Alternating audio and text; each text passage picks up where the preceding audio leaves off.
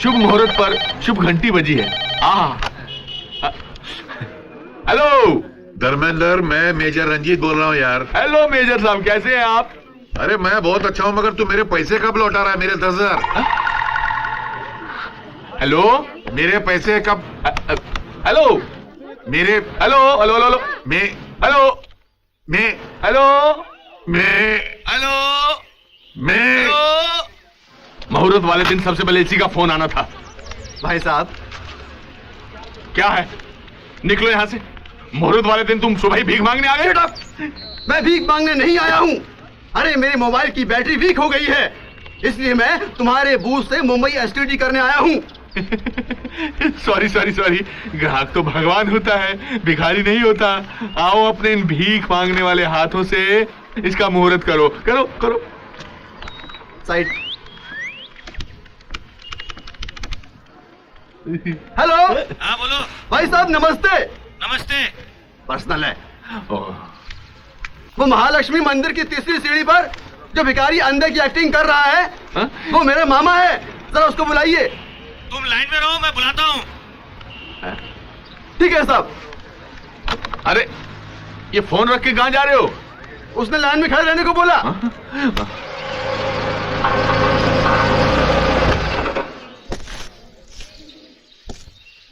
बस एक मिनट। बस करो ना जी। अरे बस हो गया। एक खाओ ना। एक एक एक एक एक एक एक शाबाश।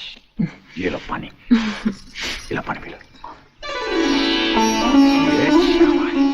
बस एक छोटा सा, बस की करो जी, बहुत हो गया। छोटा सा। अरे डैडी, आप कब आए? बस फाइल है जी।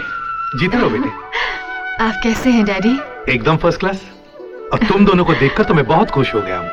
मम्मी भाभी भैया सब कैसे हैं? सब ठीक है। आइए बाबूजी, बैठिए ना। हाँ, आइए। थैंक यू बेटा।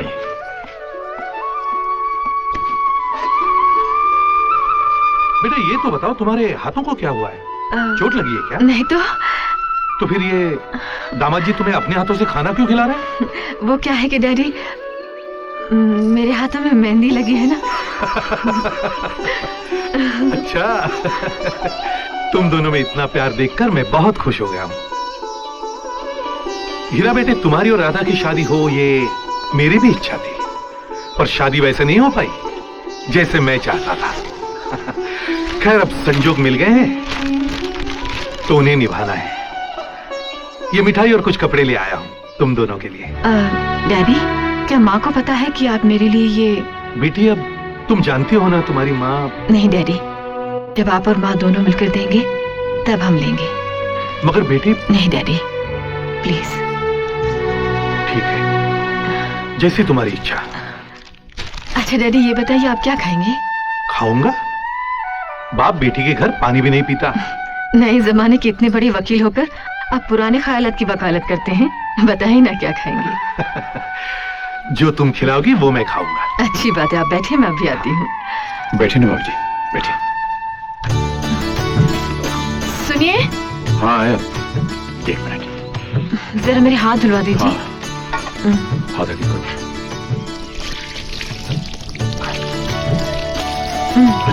बस। तौलिया।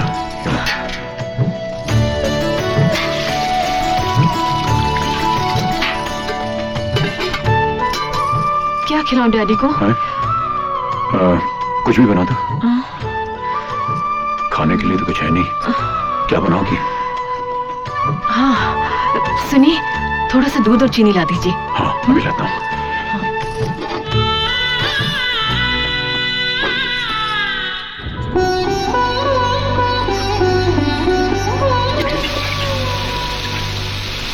मम्मी देखो। अरे क्या हुआ बेटी? मैं इसमें शक्कर डाल के लाती हूँ, तू जाके बाहर बैठ क्या? सॉरी डैडी, जरा सी देर हो गई। आइए बाबूजी। आइए आइए। बैठिए ना। अरे ऐसे क्या देख रहे हैं डैडी? देख रहा हूँ जो कभी किचन में पाँव भी नहीं रखती थी वो इतनी अच्छी कुक कैसे बन गई। ये क्या बनाया बेटी?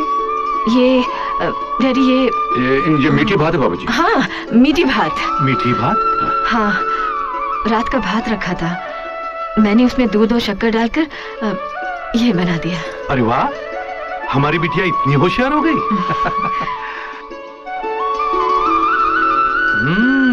वेरी गुड, बहुत ही स्वादिष्ट है। Thank you daddy. बेटी, अगर ये मीठी बात थोड़ी बची हो तो मुझे दे देना, मैं तुम्हारी माँ को भी खिलाऊंगा। मैं भी लाती हूँ। मिला है? अपनी भगौड़ी बेटी और गंवार दामाद से मिला है? हाँ मिला, और देखा, हीरा वो हीरा है जो जोहरी की पहचान का मोहताज नहीं, पलकों की छांव में रखता है अपनी राधा को। भगाकर ले गया है, दिखावा तो करेगा ही। दिखावा ही सही, पर राधा बिटिया बहुत खुश है। बस बस, बहुत हो चुकी तारीफ, अब चुप भी रहो। जब से तुम्हारा पति बना हूं चुप ही तो हूं। अरे हाँ, राधा के हाथ से बनी मीठी भात मैंने तो खा ली, बहुत अच्छी बनी है, लो तुम भी खाओ। हटाओ इसे, ये इंसानों के खाने के लायक नहीं है। ठीक है, तो इसे भी मैं ही खा लूंगा। वैसे भी तुम्हारे हाथ का बेस्वाद खाना खाकर मैं भी तो तंग आ गया हूं। क्या कहा? कुछ नहीं। बस बस, अब ऊपर जाइए। हाँ, मीठा खाने के बाद नींद भी तो अच्छी आती है। एक बात बताऊं, उस घर में जो मर्द है वो पति है, और जो औरत है वो पत्नी है।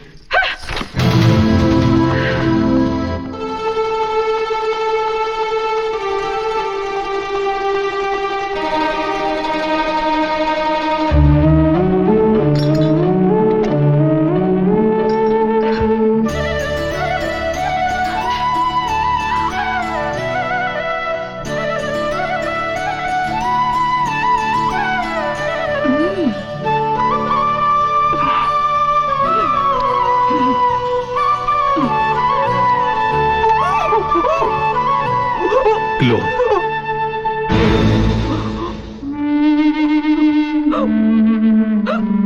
P low. कैसी लगी बेटी के हाथ की मीठी बात? अच्छी है ना?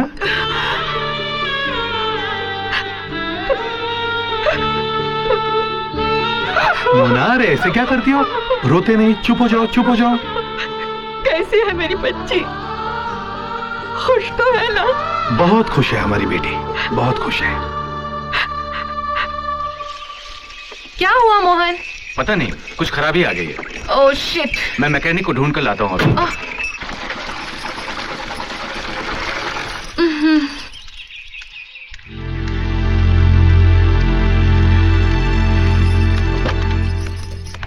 हेलो, तुम यहाँ इस गांव में रहती हो?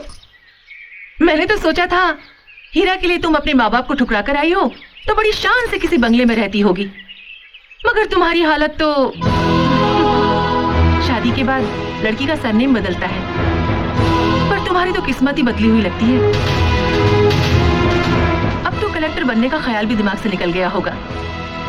अच्छा है, गरीबी जब इम्तिहान लेती है तो कलेक्टरी तो दूर, क्लर्क की ट्रेनिंग में भी फेल हो जाते हैं। अब तुम समझी मैंने हीरा से शादी क्यों नहीं की? क्योंकि मैं तुम्हारी तरह जिंदगी रसोई और बच्चों की झंझट में गंवाना नहीं चाहती थी। जिंदगी गुजारने के लिए सिर्फ प्यार ही काफी नहीं है। मुझे देखो, जमीन पर पांव कभी कभी रखती हूँ, और तुम सपनों को खरीदना चाहती हो, मगर हाथ में खोटा सिक्का तक नहीं।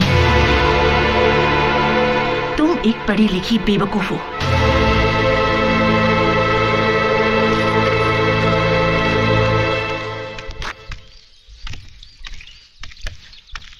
क्या हुआ?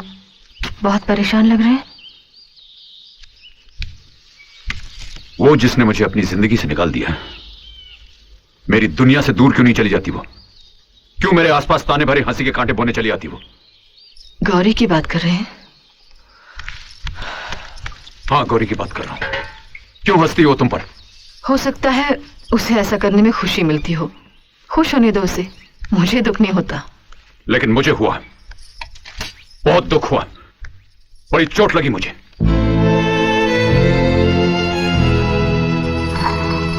देखो ना, मैं जैसा हूं अब ऐसे ही रहूंगा। ये सच है कि मैं एक बहुत बड़े पेड़ की टहनी हूं, पर अब पेड़ से टूट चुका हूं, कट चुका हूं। मेरा अपना कोई भविष्य नहीं, लेकिन मैं चाहूंगा कि तुम अपना सपना पूरा करो। अब मेरा कोई भी सपना मेरा नहीं रहा। अब सब कुछ आपसे शुरू और आप ही पर खत्म। तो फिर मेरे लिए तुम कलेक्ट्री की पढ़ाई करो। मैं दिन रात मेहनत करूंगा, अपने आप को गिरवी रखकर मैं तुम्हारे लिए पैसे जमा करूंगा। जितनी ऊंचाई तुम्हारी होगी उतना ही ऊंचा मेरा कद होगा।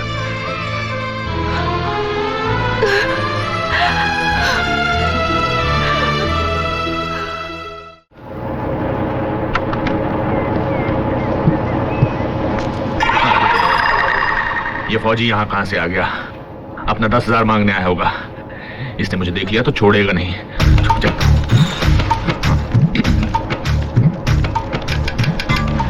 कौन है? धर्मेंद्र है? जी वो बाहर गए हैं दर्जी के पास निकर और बंडी का नाप लेने। आप कौन है? मैं धर्मेंद्र की छोटी बहन कम्मो बोल रही हूँ। आप जरा बाहर आएंगी? बाहर ना बाबा ना, पराये लोगों के सामने आने के लिए धर्मेंद्र भैया ने मना किया है। कहते हैं मर्दों की नजर ऊंची हो गई है, नजर कहीं होती है, निशाना कहीं और। मैं नहीं आती बाहर। आप घबराइए मत, मैं नजर और निशाना एक ही जगह पे रखूंगा। फौजी हूँ, बैलेंस मैन वाला। ना बाबा ना, खूबसूरत लड़की को देखकर बड़े बड़े अनबैलेंस हो जाते हैं। शाम को भैया आएंगे, आपको जो कुछ कहना है उन्हीं से कहना। ठीक है, तो मैं शाम को आ जाऊंगा। Bye bye. बाय। लगता है उल्लू बना दिया। शाम को मिलूंगा ही नहीं, एसटीडी बंद करके निकल जाता हूँ मैं। हाँ। Excuse me. कौन है? जी मेरा नाम चंपा है। सुना है आपको एक खूबसूरत और जवान ऑपरेटर की जरूरत है। आप जवान और खूबसूरत दोनों हैं? जी इत्तेफाक से। भरतपुर के जवान लड़के मुझे सपने में देख के जाने क्या क्या करते रहते हैं। आ रहा हूँ। चंपा, चंपा कहाँ है? ये रही आपके सामने। क्यों बे, तू मुझे क्या बेवकूफ समझता है? उल्लू का पट्टा समझता है? अबे मैं तेरे से बड़ा नौटंकी बाज हूँ। चल पैसे निकाल। अभी नहीं है, टेलीफोन बूथ पर खर्च हो गए। तुम ऐसा करो, इस महीने की 35 तारीख को आ जाना। अगर 35 तारीख तक तूने पैसे नहीं दिए तो मैं ये सब तोड़ फोड़ के फोन उठा के ले जाऊंगा। याद रखना। हाँ, नहीं तो मुझसे बुरा कोई नहीं होगा।